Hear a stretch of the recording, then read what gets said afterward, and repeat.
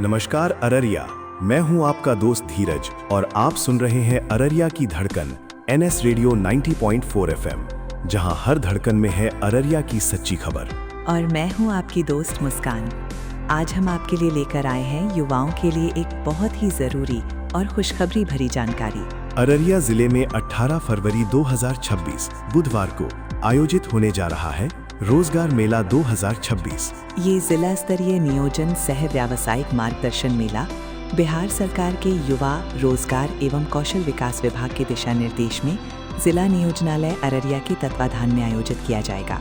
ये रोजगार मेला जिला नियोजनालय परिसर स्थित संयुक्त श्रम भवन अररिया में लगेगा और मेला का समय होगा पूर्वाह्न 10 बजे से अपराह्न 4 बजे तक।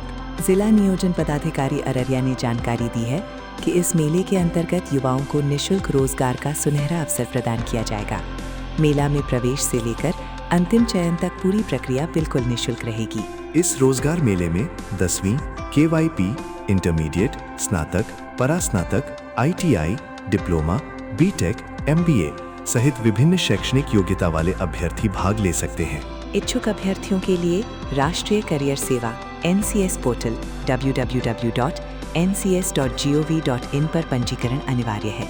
हालांकि पंजीकरण की सुविधा जिला नियोजनालय कार्यालय और मेला स्थल पर भी उपलब्ध रहेगी।